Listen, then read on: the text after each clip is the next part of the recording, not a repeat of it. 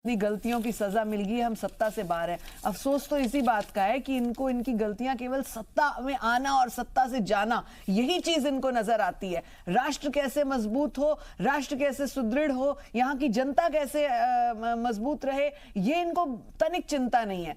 या तो ये अभी पिलर्स देखिए, जिसकी जो थॉट प्रोसेस जिसका होता है ना, जिसकी जो सोच होती है, उसके वर्ड्स भी वैसे निकलते हैं। इनकी सोच में वही पिलर्स और वही बनावट और वही, क्योंकि वाड्रा जी का सिस्टम यही चला रहे, और वो बनावट और घर बाहर चीजों को बनाने का, यह तो सोच वही निकलेगी। इतिहासकार कौन थे, क्या उनकी भारत के लिए उनकी भूमिका रही, कितनी गहराई से उन्होंने अपने आप को बना के और भारत को बचाया और सुदृढ़ किया, ये कहाँ ज्ञान है इन लोगों को। इसलिए विषय इनके साथ इस मुद्दों पर बहस करना भी मुझे लगता है कि कई बार टाइम वेस्ट ऑफ टाइम होगा, क्योंकि देश की सोच नहीं है इन लोगों में। बातें कर रहे थे, वीर सावरकर जी का कंपैरिजन कर रहे थे, कभी गांधी जी का नाम ले रहे हैं, कभी किसका ले रहे हैं। अरे आप कैसे कंपैरिजन कर सकते हैं महात्मा गांधी जी का और वीर सावरकर जी का? किस एंगल से आप कंपैरिजन करते हैं? दोनों की अलग अलग पृष्ठभूमि रही है, उनका कार्य क्षेत्र अलग रहा है, उनका देश के लिए सोच विचार अलग रहा है, तो आप किस तरीके से उनकी बात करते हैं? नेहरू जी से आप कंपैरिजन करते हैं, नेहरू जी की बातें आप करते हैं। गांधी के कत्ल के मामले में सावरकर साहब गिरफ्तार किए गए, बाद में उन्हें छोड़ा गया। हाँ, तो उनको मुकदमा उन पर चला, लेकिन प्रूव नहीं हुआ ना, प्रूव नहीं हुआ ना, जब बातें प्रूव नहीं हुई, उनके खिलाफ साक्ष्य सही ढंग से नहीं रखे गए। अगर सावरकर जी के ऊपर इतनी इस तरह की इनकी सोच रही थी, जो अगर वो ऐसी होती तो सावरकर जी अपने आप को बैरिस्टर बनाकर बाहर से लाते। उन्होंने बैरिस्ट्री कबूल नहीं की जब वो पढ़ने गए थे लंदन, लेकिन नेहरू जी जब वहां से आए थे तो बैरिस्टर बन के आए थे। इसमें डिफरेंस है, आइडियोलॉजी में डिफरेंस है, थॉट प्रोसेस में डिफरेंस है, थिंकिंग में डिफरेंस है, अपने देश की सोच के लिए डिफरेंस है। सावरकर जी ने अंग्रेजों का वो शपथ ग्रहण एक्सेप्ट नहीं किया, उनकी आइडियोलॉजी को एक्सेप्ट नहीं किया, लेकिन नेहरू जी ने कर लिया, इसलिए उनको बैरिस्टर की मोहर मिल गई, ये विदाउट मोहर आ गए। तो बहुत सारे जो है ऐतिहासिक चीजें हैं जो इन्होंने सावरकर जी ने की। नेहरू जी को अभी विशाल भाई बता रहे थे, डीप जो प्रोफेसर है, उनको और अधिक जानकारी है कि कैसे वो जेल में उनको हर चीज लिखा पढ़ी के लिए दी जाती थी, उनको पेपर पहुंचता था, उनके खाने की उनका मेन्यू, उनका सेट होता था हेल्थ वाइज, सारी चीजों की वाइज। उसी जगह पर अगर आप सावरकर जी को देखें तो 3 दशक तक वो जेल में रहे और कोल्लू के बहल की तरह उनको यूज किया गया। तो ये डिफरेंस है ना, और ऐसे व्यक्तियों को भुला दें तो हमारे अमित शाह जी बिल्कुल ठीक कहते हैं कि इतिहास को नए सिरे से बनाया जाएगा। प्रोफेसर विशाल मिश्रा, मैं ये और चीज इससे यहाँ जोड़कर समझाऊंगा विजय जी को, या उनकी आइडियोलॉजी को, उनकी पार्टी को, जैसा कि उनके लीडरान बयान दे रहे हैं, सावरकर के नाम से ऐतराज हो सकता है और होगा भी, लेकिन इंदिरा जी ने उनके नाम से डाक टिकट भी जारी किया था और उन्हें एक्सेप्ट भी किया था, उनकी तारीफ भी की थी। तो मैं इनके ऐतराज को ठीक है, मैं मान भी ले रहा हूं कि इनका ऐतराज है, वो राजनीतिक ऐतराज हो सकता है, लेकिन भगत सिंह भी भुला दिए गए, नहीं, लेकिन अशफाकुल्लाह खान साहब भी भुला दिए गए। अच्छी बात को एक लंबे दौर से महमूद हसन साहब, मौलाना फजल खैरबादी साहब, सैयद हमीद साहब, मौलवी बाकिर साहब, ये तमाम, हसद मोहानी साहब, ये ऐसे तमाम नाम थे जिनको जो पार्टी दावा करती थी मुसलमानों की खारखा होने का, या जो उनको एक बड़ा वोट बैंक मानती थी, उनकी हर जिद को पूरा करने की बात कहती थी, ताकत रखती थी, कि एक फैसले को पलटवाने की दम रखती थी, उस पार्टी ने इन बड़े बड़े नामों को भी भुला दिया। सावरकर की साहब की तो बात छोड़ दीजिए, वो तो अभी इस वक्त सियासत का मसला हो गए हैं, लेकिन जिनकी खैरखा बनने वाली की पार्टी दावा करती थी, बात करती थी, उनमें से भी भारत रत्नों की तादाद बहुत कम है। जी हाँ इमरान भाई, मैं आप ही की बात को आगे बढ़ाते हुए, जहां पर कौशिक जी ने कहा था कि भारतीय जनता पार्टी को इतिहास की जानकारी नहीं है, पिलर की जानकारी नहीं है और चले हैं बिल्डिंग बनाने या गिराने, कुछ ऐसा इन्होंने कहा था, तो मैं कौशिक जी के माध्यम से पूछना चाहूंगा, इनकी पार्टी को क्या इतिहास की जानकारी है? पहली बात, अगर इनकी पार्टी को इतिहास की जानकारी होती तो क्या इनकी पार्टी को हमारे तमाम मुस्लिम स्वतंत्रता आंदोलन में जो कूदे आंदोलनकारी थे, क्या उसकी भी जानकारी थी? नहीं थी। इसका मतलब कि इतिहास की जानकारी इनको नहीं है। मैं एक सवाल पूछ रहा हूं, यहीं पर बैठे हैं कौशिक जी, ये हमको बता देना कि भारतीय राष्ट्रीय कांग्रेस का ओरिजिनल नाम क्या था। यहीं से पता चल जाएगा कि इतिहास की जानकारी इनको है या भारतीय जनता पार्टी को है। तो अगर भारतीय जनता पार्टी आप भाजपा के इतने ही पक्षधर हैं, सुनिए मेरी बात को तथ्यों से काटिएगा। हाँ नहीं, मैं तथ्यों से ही काट रहा हूँ। ये सारा गेम इमरान भाई क्या है, दरबारी इतिहासकार और पत्रकारिता में एक पत्रकार गैंग होता है जिसे पुरस्कार गैंग कहते हैं, ये उसका नतीजा है।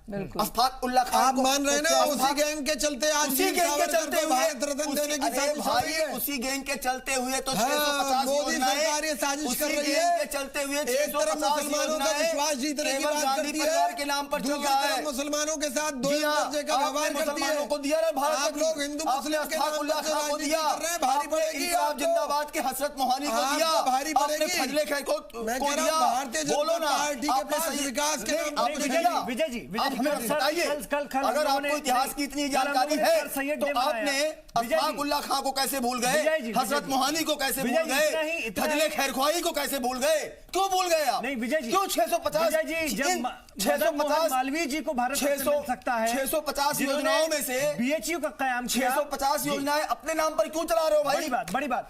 आप बताइए ना, आप क्यों चला रहे हो? 1857 के विप्लव में सुनिएगा, भारत रत्न कोई ऐसा पुरस्कार नहीं है कि महीने में 30 बार बांटा जाए। 1857 के समय पार्टी के बहादुर शाह शासन जफर में मुगल सम्राट थे।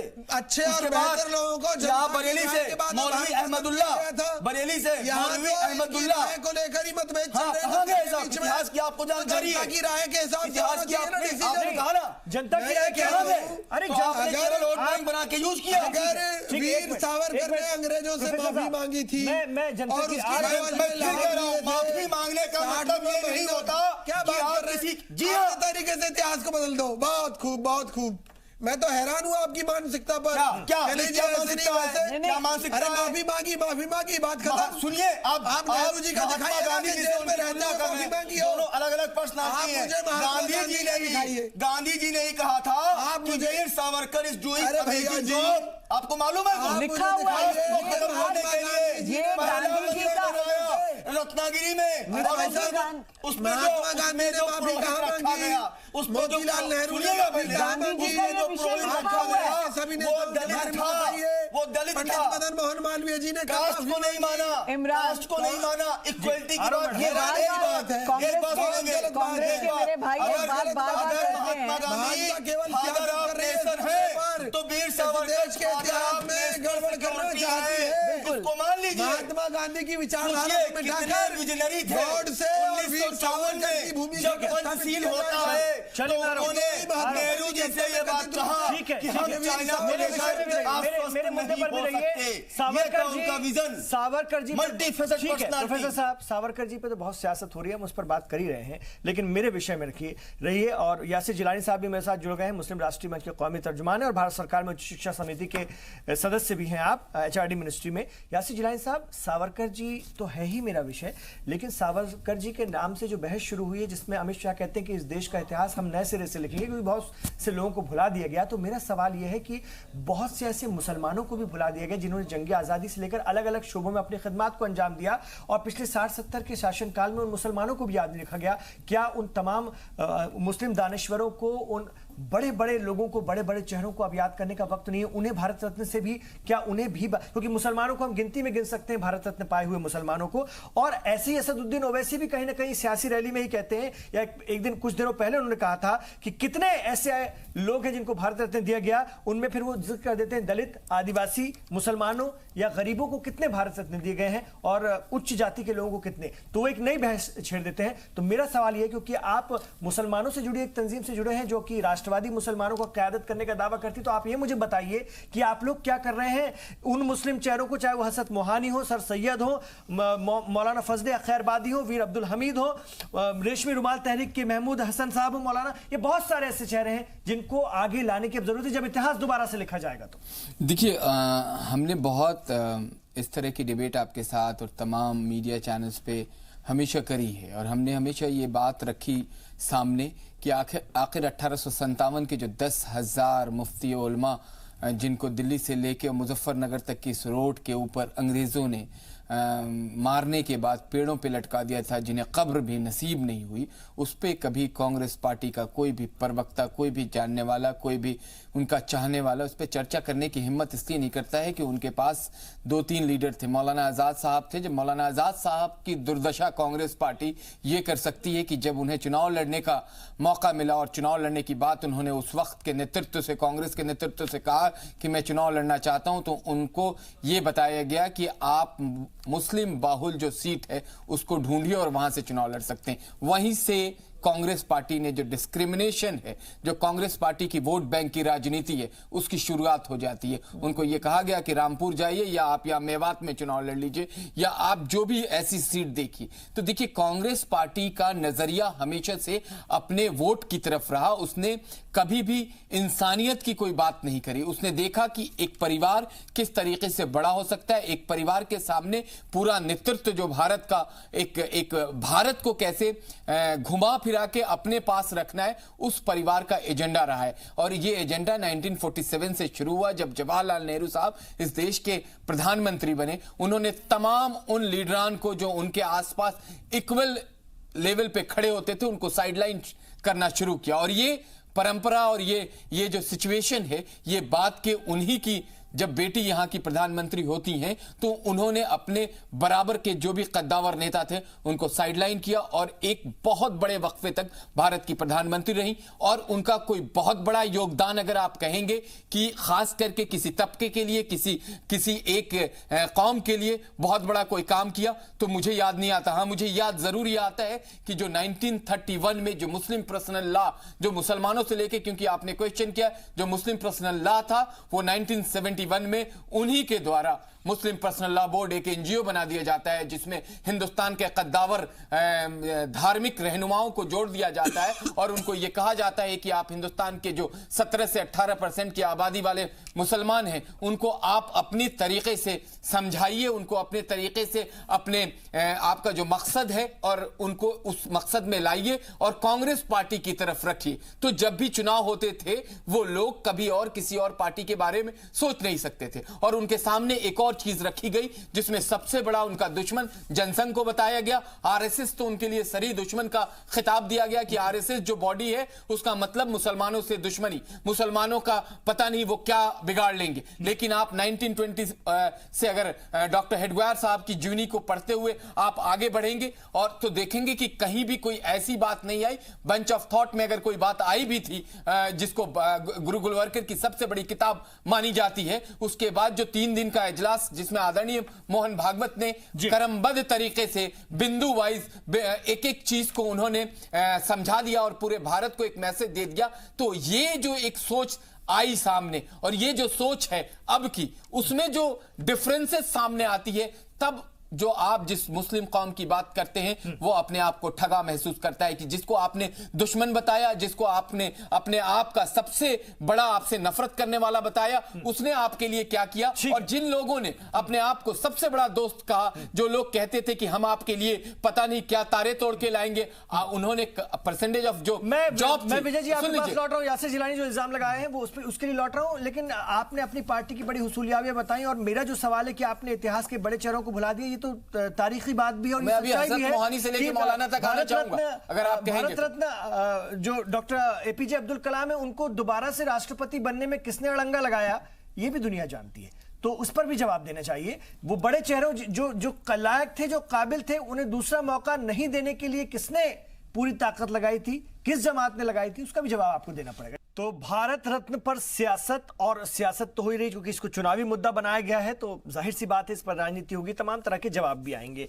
इसके साथ साथ हम अपने सब्जेक्ट को भी लेकर चल रहे हैं। मैं अपने दर्शकों को, अपने नाज़रीन को भी इसलिए जोड़ रहा हूं कि ऐसे बहुत सारे चेहरे फिर याद किए जाने चाहिए जिन्हें भारत रत्न मिलना चाहिए था, जिन्हें पिछले 60 सालों में भुला दिया गया। और उनमें मुस्लिम दानिश्वर भी थे, उलमा हजरात भी थे। जैसा कि यासिर जिलानी साहब ने बताया कि 10-10 हज़ार लोगों को अंग्रेजों ने जो है फांसी पर लटका दिया, तोप के मुंह पे बांध करके उड़ा दिया। ये भी सच्चाई है 1857 की क्रांति की, और उसके बाद सबसे बड़ा निशाना मुसलमान ही थे। सर सैयद जिन्होंने इतना बड़ा एजुकेशन के लिए काम किया, उन्हें क्यों भारत रत्न से नजरअंदाज किया गया, ये भी एक सवाल है जिनका कल हमने यौम पैदाइश मनाया 202वां। विजय जी, बहुत सारे लोगों को नजरअंदाज किया गया। यासिर जिलानी साहब ने आप पर इल्जाम लगाया, उसका जवाब दीजिए पहले। मुझे ये बताइए, 6 सालों में इनकी सरकार है, इन्होंने कितना किस तरह का भूल सुधार किया किस चीज में। इन्होंने केवल जुमलेबाजी के अलावा कुछ नहीं किया।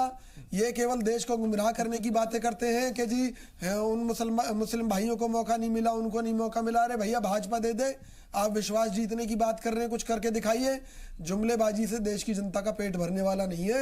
अर्थव्यवस्था को आपने बर्बाद कर दिया, बेरोजगारी में नंबर 1 बना दिया देश को, लोगों के काम धंधे चौपट है, लोग त्राही त्राही कर रहे हैं। और राष्ट्रवाद की परिभाषा जिस भारतीय जनता पार्टी को मालूम नहीं है,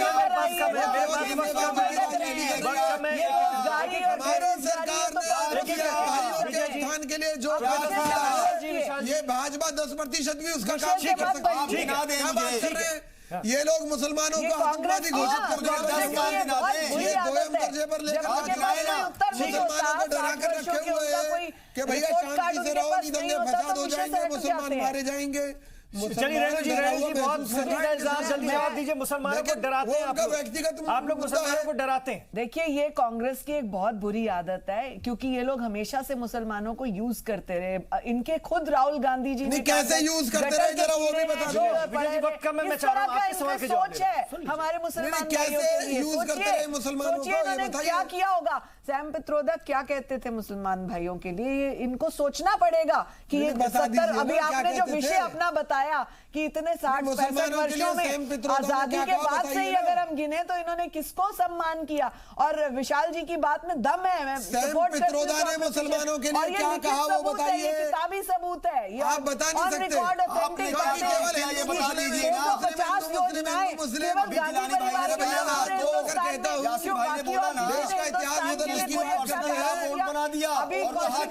अभी कौशिक जी कंपैरिजन कर रहे थे जी का।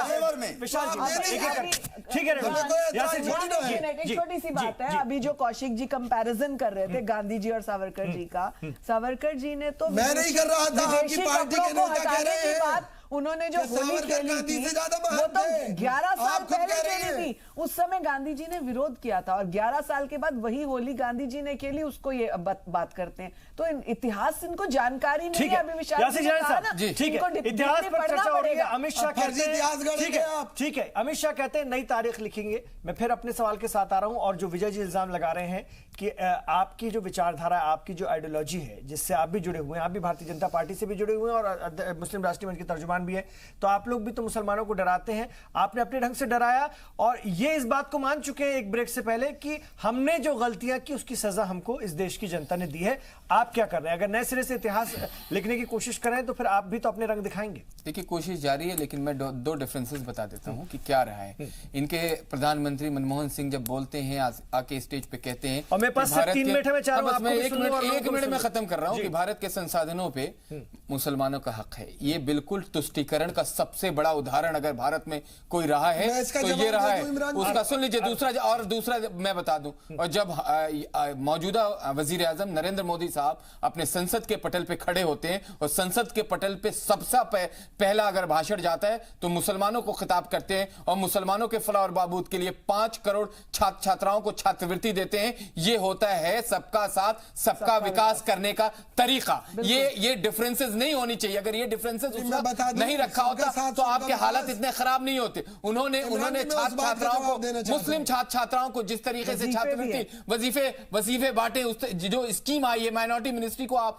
जब देखेंगे तब आपको एहसास होगा। दूर से बात मत करा करिए, कर की बात करा करिए, आप जुमलेबाजी ये सारी चीजें खत्म करें। और मैं आपको बता दूं, इमरान साहब जो आप दोनों मुसलमान बड़े लीडर को कह रहे थे कि भारत रत्न क्यों नहीं मिला, सर सैयद अहमद खान को ये कभी चर्चा नहीं करना चाहते थे, क्योंकि ये जितने भी कट्टरपंथ सोच के लोग जो कांग्रेस में हावी रहे, जो बड़े इदारे हैं, जो बड़े इस तरह के फैनेटिक सोच के मौलाना थे, वो सर सैयद का विरोध करते थे। सर सैयद उदारवादी सोच के थे वो, और लड़कियों के शिक्षा के लिए सबसे आगे बढ़ के उन्होंने काम किया। उनके ऊपर कुफ्र का फतवा सऊदी अरब से मंगा के उनपे उस वक्त के फैनेटिक सोच के लोगों ने थोपा। कांग्रेस ने उन फैनेटिक सोच के लोगों को सपोर्ट किया, उनसे मुस्लिम पर्सनल लॉ बोर्ड बनवाया, और उनके खिलाफ बड़ी बड़ी जो बातें करी गई जब भी वो सामने आए, इसलिए उन्होंने भारत रत्न के बारे में नहीं सोचा, क्योंकि वो उस कौम को चाहते थे कि सिर्फ कौरमा बिरयानी और मटन कौरमा में वो फंसे रहे, उनके अपने बच्चों के मुस्तकबिल के लिए ना पूछें।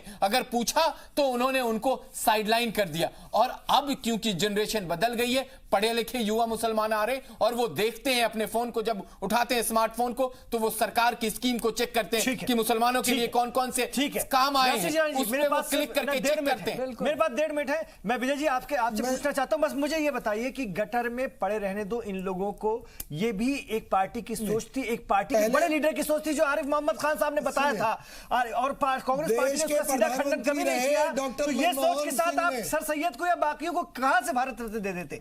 उन तमाम लोगों को जो मुसलमानों को आगे लाना चाहते थे, मेरी एक बात सही, आपको कांग्रेस पार्टी का नजरिया समझ में आ जाएगा। माननीय प्रधानमंत्री जब रहे डॉक्टर मनमोहन सिंह जी, उन्होंने कहा था कि इस देश के संसाधनों पर पहला हक मुसलमानों का है। तो प्रधानमंत्री की भूमिका एक माँ जैसी होती है जो सभी बच्चों को बराबर की दृष्टि से देखती है, और उनमें जो बच्चा कमजोर होता है, ये जो बच्चा कमजोर होता है, कौन सा उसकी मदद करने के लिए अपने नामों पे बना ली है। मनमोहन सिंह जी ने समाज के सभी वर्गों को साथ लेकर ठीक है, आपने जवाब दे दिया। और उन्होंने कमजोर समझते हुए मुस्लिम भाइयों को, प्रोफेसर साहब मैं कंक्लूजन चाहूंगा मेरे विषय से जुड़ा हुआ। कैसे देखें, जब इतिहास नए सिरे से लिखा जाएगा तो क्या वो तमाम भूले भुसरे लोग याद किए जाएंगे जिन्हें किसी वजह से, किसी राजनीतिक तुष्टीकरण की वजह से, किसी राजनीतिक हीन भावना की वजह से नकारा गया, दूर किया गया? बिल्कुल, इसमें कोई दो राय नहीं। जितने भी हमारे मुस्लिम समुदाय से भारत के लिए अपने प्राणों का न्यौछावर करने वाले लोग हैं, भारत के लिए काम जिनका योगदान है, उनको सराहा जाएगा, उनको भी याद किया जाएगा। और एक एग्जाम्पल दे दूं कि सरकार ने ही मुस्लिम वक्फ बोर्ड का जो फंड है वो 40 करोड़ रुपए से बढ़ाकर 4,000 करोड़ रुपए कर दिया है। ये बहुत बड़ा एग्जाम्पल है, शायद कौशिक जी को मालूम ना हो। दूसरी बात माइनॉरिटी अफेयर मिनिस्ट्री है, जिसके हमारे जो है नकवी साहब जो है लीड कर रहे हैं। मैं इनको कहना चाहूंगा कि जाकर उनकी एक बुकलेट है, तो जाकर उस 15 स्कीमों के बारे में पढ़ें कि क्या क्या किया गया है माइनॉरिटीज के लिए, खास तौर से मुस्लिम समुदाय को आगे लाने के लिए। यही दिखा देता है कि भारतीय जनता पार्टी सबको लेकर साथ चलने वाली है, सबको समाज की मुख्य धारा में लाना चाहती है। चलिए, बहुत शुक्रिया आप तमाम लोगों का। आशीष जायद साहब थोड़ा लेट हो गए, नहीं तो चर्चा और गर्मा गर्म होती और बहुत सारी बातें होती, लेकिन मेरे विषय की बहुत सारी बातें आप तक पहुंची होंगी। उम्मीद है कि जब तारीख को नए ढंग से लिखे जाने की कवायद होगी, कोशिश होगी, तो उन तमाम भूरे बिसरे लोगों को फिर से सामने लाया जाएगा, उन्हें वो एजाज दिया जाएगा जिसके वो हकदार हैं, जिसको जो उन्हें मिलना चाहिए था। बहुत बहुत शुक्रिया आप तमाम लोगों का। आप रहिए जी।